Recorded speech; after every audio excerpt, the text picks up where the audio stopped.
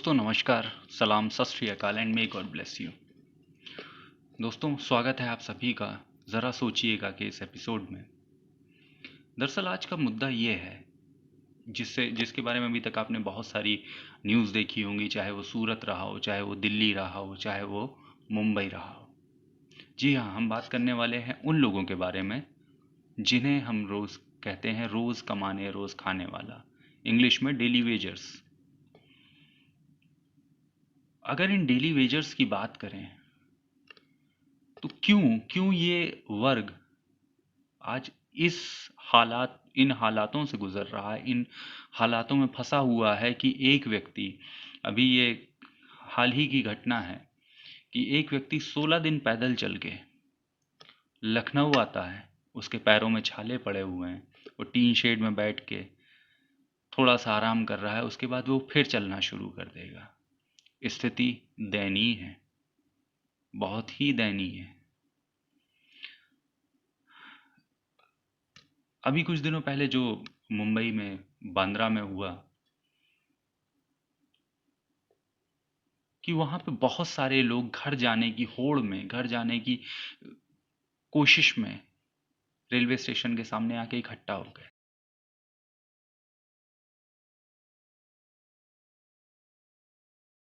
ये है कि वो सब अपने घर जाना चाहते हैं।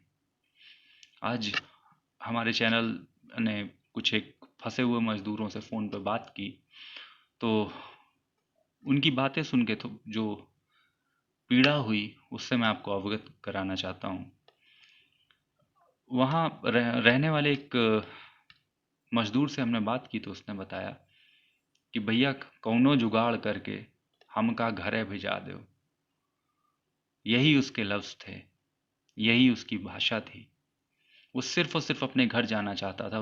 मैंने पूछा कि वहाँ घर जाके तुम रहोगे कैसे, खाओगे कैसे, क्या करोगे? तो उनका एक ही जवाब आया कि अपने घर पे रह के हम सत्तू खा के भी गुज़ारा कर लेंगे। अगर हमें कोई काम भी नहीं मिला तो जो हमारे गांव में फसलें खड़ी हुई हैं, जो छोटे मोटे खेत के टुकड़े हैं, उनमें से जो भी अनाज उपजेगा कम से कम उसको काट के या दूसरों के खेतों में काम करके 2 वक्त का, अगर पैसा नहीं मिल सकता तो बदले में अनाज देने का भी चलन हमारे देश में है।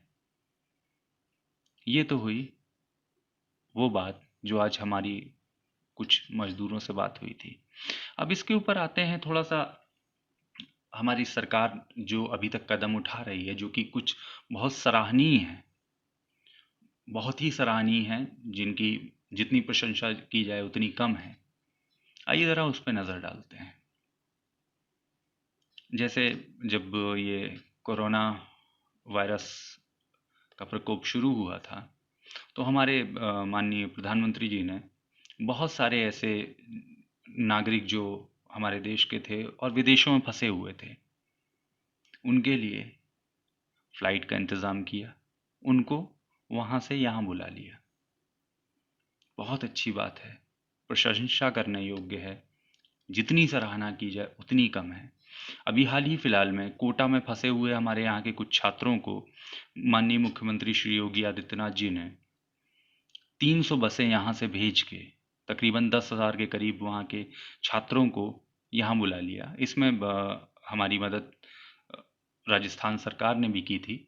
उन्होंने भी तकरीबन 100 बसें वहाँ से भेजी थी। ये बहुत ही सराहनीय कदम है, इनकी जितनी प्रशंसा हो उतनी कम है। लेकिन जहाँ ये बात आती है रोज़ कमाने रोज़ खाने वालों के ऊपर, वहाँ हमारी सरकार संवेदनहीन क्यों हो जाती है? क्या वो गरीब मजदूर वर्ग, उसको क्यों नहीं लाया जा रहा है? हो सके तो ज़रा सोचिएगा।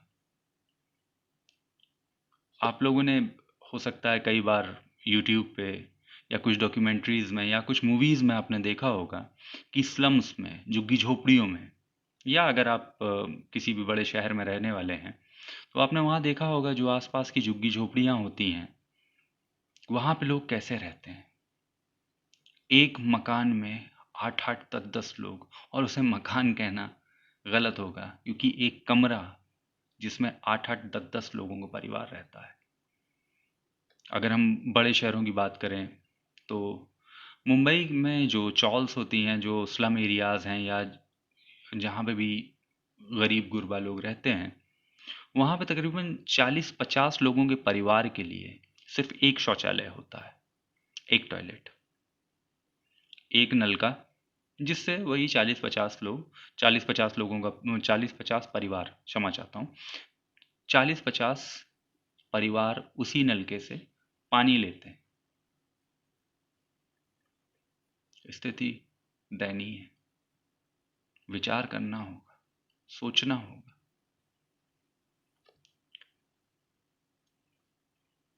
एक तरफ एक बात होती है कि फिजिकल डिस्टेंसिंग, मैं सोशल डिस्टेंसिंग नहीं कहूँगा। सोशल डिस्टेंसिंग का मतलब हुआ सामाजिक दूरी। सामाजिक दूरी हमें नहीं बनानी, हमें शारीरिक दूरी बनानी, वो भी कोरोना से लड़ने के लिए। तो शारीरिक दूरी कहना इसे ज़्यादा बेहतर रहेगा।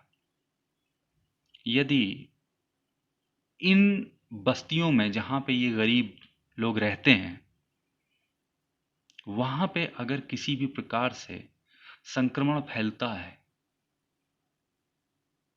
तो स्थिति बहुत ही भयावह हो सकती है, बहुत ही भयावह।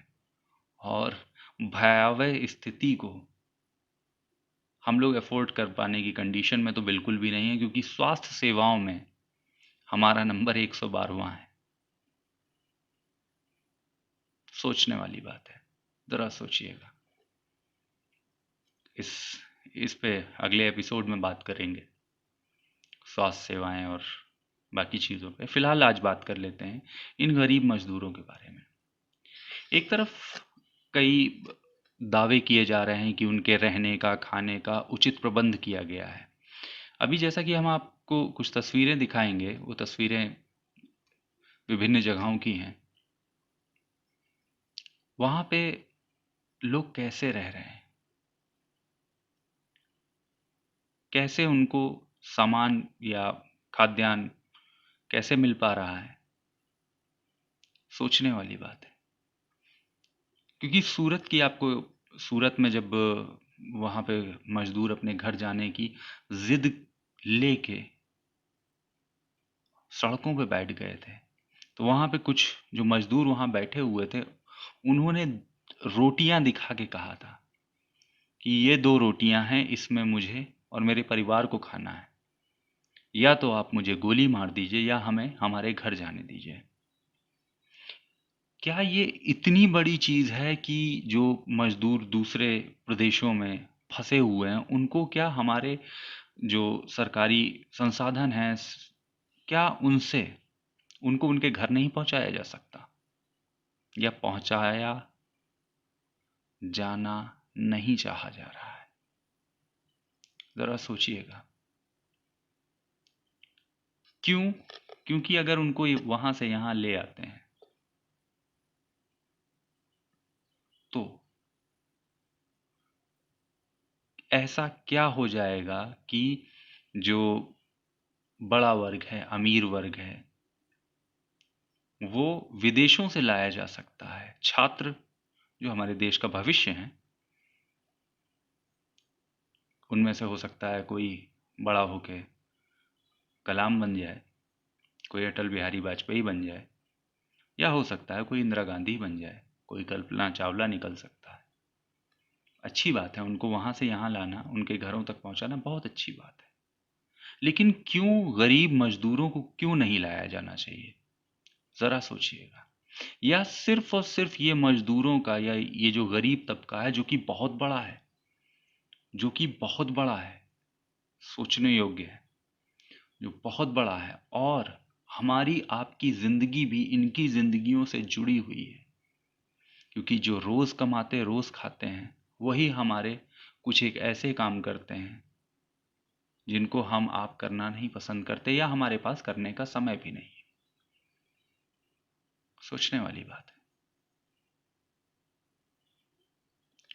लोग पैदल चल चल के आ रहे हैं, उनकी सहायता के लिए कोई भी सुविधा नहीं उपलब्ध कराई गई। ऐसा क्या कारण है कि उनको उनके घरों तक पहुंचाने के लिए अभी तक सरकार नहीं जाग रही है? जैसे कि सपा अध्यक्ष और भूतपूर्व मुख्यमंत्री श्री अखिलेश यादव जी ने भी आह्वान किया था सरकार से कि जो गरीब लोग वहाँ फंसे हुए हैं, दूसरे प्रदेशों में फंसे हुए हैं, उनको उनके घर वापसी का कुछ इंतज़ाम किया जाए। अभी आज ही की बात है कि बसपा सुप्रीमो मायावती जी ने भी इस चीज़ का आह्वान किया। क्या ये जो गरीब वर्ग है, क्या ये सिर्फ और सिर्फ पुलिस की लाठियां खाने के लिए, या इनकी जिंदगी और मौत पे ये सिर्फ और सिर्फ इन पे राजनीति की जाए, या ये सिर्फ राजनीति होने और करने का जरिया है? जरा सोचिएगा। आइए आपको कुछ फैक्ट्स से मैं अवगत कराता हूं। हमारे देश में जहां एक तरफ ये कहा जा रहा है सोशल डिस्टेंसिंग, फिजिकल डिस्टेंसिंग, और जिसके लिए सरकार बहुत अच्छे अच्छे काम कर रही है, जिसके लिए हमारा प्रशासन भी एड़ी से लेके चोटी तक का जोर लगाए हुए है, लेकिन क्या हमारे जो भारत जैसा देश है, जो इतना विशाल देश है, जो आबादी के मामले में दूसरे नंबर पर आता है पूरे विश्व में, क्या वहाँ सही मायनों में सोशल फिजिकल डिस्टेंसिंग संभव है? आइए बात करते हैं। जनगणना 2011 के आंकड़ों के हिसाब से देश में 24.7 करोड़ परिवार हैं। इनमें से 41% ऐसे परिवार हैं जिनके पास एक कमरे या उससे भी छोटा मकान है। एक कमरा या उससे भी छोटा, 41%। सोचने वाली बात है, जरा सोचिएगा। क्या एक कमरे के मकान में फिजिकल डिस्टेंसिंग संभव है? आंकड़ों के मुताबिक 96 लाख ऐसे परिवार हैं जो बिना कमरों के घरों में रह रहे हैं। ये आंकड़े 2011 की जनगणना के अनुसार है। अब इनमें कुछ फेरबदल भी हो सकता है। देश में एक परिवार में औसतन ऑन एन एवरेज 5 लोगों का एक परिवार होता है। इसका मतलब ये हुआ कि 5 लोग एक कमरे में रह रहे हैं, यानी 10 में से 4 परिवारों का यही हाल है। जरा सोचिएगा। लॉकडाउन में भारत ने बहुत सारे ऐसे जो लोग थे, जो हमारे देश में फंसे थे, या जो हमारे देश के लोग दूसरे देशों में फंसे थे, उनकी मदद की। उसमें से इज़राइल है। और अभी फ़िलहाल जो भारत जिस तैयारी में है कि तकरीबन 180 पाकिस्तानी नागरिकों को उनके देश भेजने की तैयारी की जा रही है। 180 पाकिस्तानी नागरिकों को उनके घर भेजने की जो तैयारी की जा रही, क्या हमारे देश के जो गरीब मजदूर वर्ग है, क्या वो उन पाकिस्तानियों से भी गया गुजरा है? या उन्होंने ऐसी कुछ गरीब मजदूरों ने डिमांड कर रखी है कि उनको चार्टर प्लेन से ले जाया जाए तो ही वो वापस जाएंगे? और अभी कुछ दिनों पहले की आपको घटना बताता हूँ। दिल्ली से एक ट्रक निकला था जिसकी तकरीबन 1.5 लाख में बुकिंग हुई थी। उसको यहाँ पकड़ लिया गया। उसमें से कुछ मजदूर छुप के अपने घर की तरफ जा रहे थे। अगर आप खुद जाना चाहें पैदल के अलावा, पैदल अगर आप जा रहे हैं तो आपको सहानुभूति मिलेगी, आपसे रिपोर्टर सवाल भी पूछेंगे, आपको टीवी पे भी दिखाया जाएगा। लेकिन अगर आप किसी भी तरह से कुछ जुगत लगा के अपने घर जाना चाहते हैं तो आपके ऊपर कानूनी कार्यवाही होना तय है। हो सके तो ज़रा सोचिएगा। मजदूर गरीब जाए तो जाए कहाँ? सोचिएगा ज़रा। बहुत सारे मुद्दे उठाए जाते हैं। ज़रा सोशल मीडिया पे ज़रा कोशिश करिए ना कि इन गरीब मजदूरों की आवाज़, अगर मेन स्ट्रीम मीडिया नहीं बन रहा तो आप तो बनिए। एक लेख लिखिए, सिर्फ एक लेख। अगर जितने भी लोग सोशल मीडिया पे हमारे देश में हैं, अगर वो सारे लोग कुछ देर के लिए सांप्रदायिक पोस्ट को छोड़ दें, कुछ देर के लिए सांप्रदायिक पोस्ट को छोड़ के इन गरीब मजदूरों के लिए पोस्ट करना शुरू कर दें, तो सरकार कोई भी हो, उसे सुनना पड़ेगा। उसे इन गरीबों को उनके घर पहुंचाना ही होगा। एक कदम कोशिश करिए, होगा। थोड़ी देर के लिए सांप्रदायिकता, किसी पार्टी का समर्थन, किसी व्यक्ति विशेष की भक्ति को दरकिनार करके एक बार हिंदुस्तानी बन के, इंडियन बन के, भारतीय बन के अपने भारतवासियों के लिए, फर्क नहीं पड़ता कि वो गरीब है या अमीर है या मध्यम वर्गीय है, समस्या में है। आपसे नहीं कह रहा हूं कि आप वहां जाके उसको उसके घर पहुंचा दीजिए, नहीं। एक बार आपके प्रयास करने से कुछ नहीं लगता, सिर्फ 2 मिनट का समय लगेगा आपको उन गरीब मजदूरों के हक में एक पोस्ट लिखने में, और उसमें आपका कुछ जाएगा भी नहीं, कुछ नहीं जाएगा।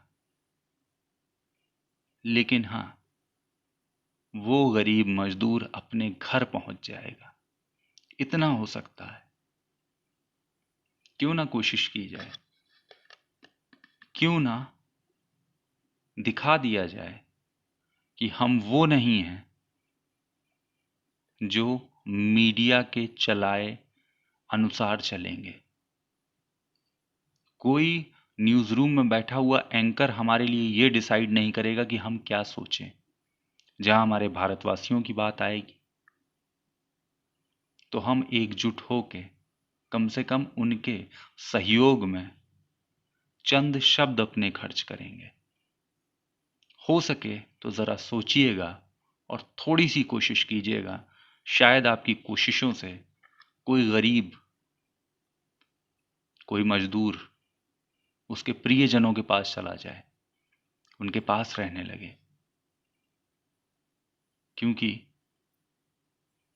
अपना खुद का घर कोई यूं ही नहीं छोड़ देता, बहुत सारी वजहें होती हैं। हो सके तो ज़रा सोचिए।